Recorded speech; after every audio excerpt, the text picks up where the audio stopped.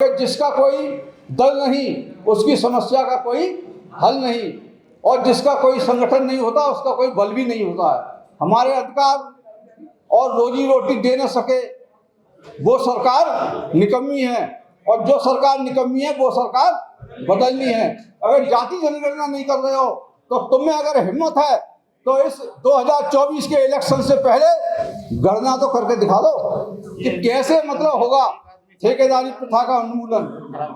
तो इसके लिए आपको माननीय काशीराम साहब को समझना पड़ेगा। कौन कहता है कि ये ठेकेदारी प्रथा समाप्त नहीं होगी? हमारे पास उसका पूरा फार्मूला है और वो ठेकेदारी प्रथा समाप्त हो सकती है, उसका रूप बदल सकता है।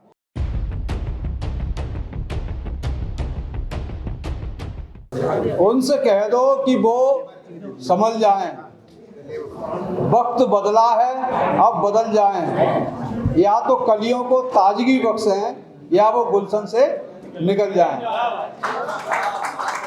साथियों, वक्त काफी हो गया है और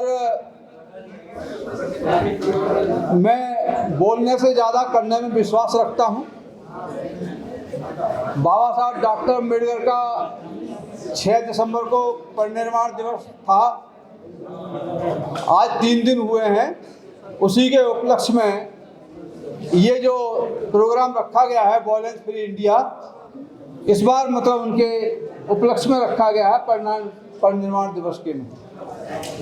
इसमें ठेकेदारी प्रथा के खिलाफ जो आंदोलन चलाने वाली शख्सियत और उनके साथी हैं उनको इसमें विशेष रूप से आमंत्रित किया गया है। पहले का प्रोग्राम दूसरी तरह का था और ये वाला प्रोग्राम दूसरी तरीके का था। मैं इस मौके पर ये कहना चाहूँगा कि अगर हमें अर्थशास्त्र समझना है, अगर हमें रोजगार और बेरोजगार समझना है, तो हमें बाबा साहब डॉक्टर अम्बेडकर के अर्थशास्त्र को समझना पड़ेगा। उसकी राजनीति को तो लोगों ने समझा, उनके कानून के संविधान को भी समझा, लेकिन बाबा साहब डॉक्टर अम्बेडकर ने सबसे पहली पीएचडी जो विदेशों से अर्थशास्त्र में करी, बाबा साहब डॉक्टर अम्बेडकर के अर्थशास्त्र से ही ये ठेकेदारी प्रथा समाप्त हो सकती है। कौन कहता है कि ये ठेकेदारी प्रथा समाप्त नहीं होगी? हमारे पास उसका पूरा फार्मूला है और वो ठेकेदारी प्रथा समाप्त हो सकती है, उसका रूप बदल सकता है। अगर आपको धर्म समझना है तो बुद्ध को समझिए।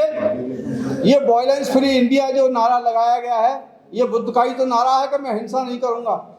हिंसा नहीं करेंगे और हिंसा हम करने भी नहीं देंगे। दोनों चीजें होनी चाहिए। तीसरा, अगर आपको संगठन के बारे में समझना है कि कैसे मतलब होगा ठेकेदारी प्रथा का उन्मूलन, तो इसके लिए आपको माननीय काशीराम साहब को समझना पड़ेगा कि उन्होंने कैसे जीरो से, किसी राजनीतिक घर में पैदा नहीं हुए और जीरो से उन्होंने शुरू करके संगठन को शिखर पर एक राष्ट्रीय पार्टी के रूप में उसको दर्जा दिलाया। और उन्होंने 6 दिसंबर से बाबा साहब के परिनिर्वाण दिवस से ही सीख ली। उन्होंने बामसे बनाया 6 दिसंबर को, उन्होंने DS4 बनाई 6 दिसंबर को, और उन्होंने जो है आगे मतलब जो किताब लिखी चमचाएज, वो भी 6 दिसंबर को।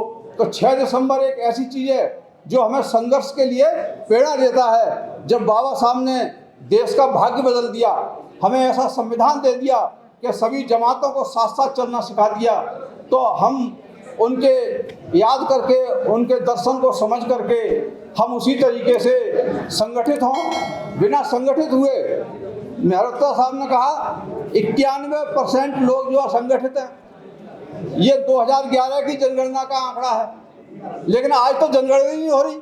ठीक है, जाति जनगणना मत कराइए, लेकिन गणना तो कराओ, तो हर 10 साल में होती है। इसके ऊपर कौन आवाज उठा रहा है?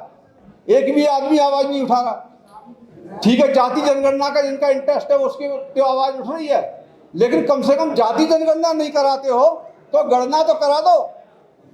हमें अर्थशास्त्र का आंकड़ा तो मिल जाए, लेकिन आंकड़ा ही नहीं मिल रहा कितने हमारे ठेका मजदूर हैं। ये आंकड़ा भी हमें चाहिए, तभी तो संघर्ष होगा, और आंकड़ा होगा तो संगठन होगा। तो संगठन बनाने के लिए हमें साथ साथ ये भी डिमांड करनी चाहिए कि हमें जो है आंकड़ा भी चाहिए। उसके लिए अगर जाति जनगणना नहीं कर रहे हो तो तुम में अगर हिम्मत है तो इस 2024 के इलेक्शन से पहले गणना तो करके दिखा दो, सेंसस तो करके दिखा दो। लेकिन ना इनमें सेंसस करने की हिम्मत है और ना इसमें जाति जनगणना कराने की इनमें हिम्मत है, क्योंकि इसके पीछे की राजनीति को भी हमें समझना पड़ेगा।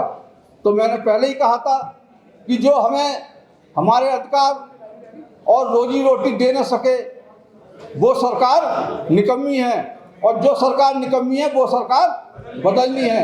और यही बाबा साहब ने जो हमें वोट का अधिकार दिया है, यहीं पर उसको इस्तेमाल कर सकते हैं। आपके पास धन तो है नहीं, नोट वाले आप हैं नहीं, लेकिन वोट वाले हैं, और वोट का इस्तेमाल आप सही नहीं करते हैं।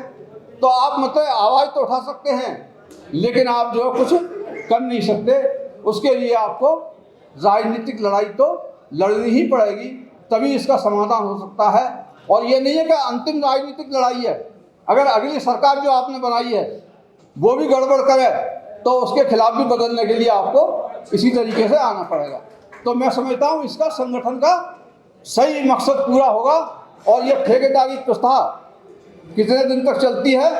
जब तक आप संगठित नहीं होंगे तो आपकी समस्या का कोई भी हल नहीं हो सकता, क्योंकि जिसका कोई दल नहीं उसकी समस्या का कोई हल नहीं, और जिसका कोई संगठन नहीं होता उसका कोई बल भी नहीं होता है। तो इसलिए जो है हमें अपना संगठन अलग से, जो ठेकेदारी प्रथा के खिलाफ हैं, जो पीड़ित हैं, भगवान बुद्ध ने भी कहा था कि अपदीपो भव, आपकी लड़ाई दूसरा कोई नहीं लड़ेगा। आप जब स्वयं खड़े होंगे तो दूसरे भी आपको साथ देना शुरू करेंगे। तो हमें संगठित उनको करना पड़ेगा। और ये समस्या जो है ऐसा नहीं है कि हल हो सकत नहीं, ये हल होगी। और हम अगर खड़े हो जाएंगे और हम चाहेंगे कि होनी चाहिए तो हो जाएगी। मुद्दई लाख बुरा चाहे तो क्या होता है, वही होता है जो आपको मंजूर होता है। जय भीम, जय भारत, खुदा हाफिज़।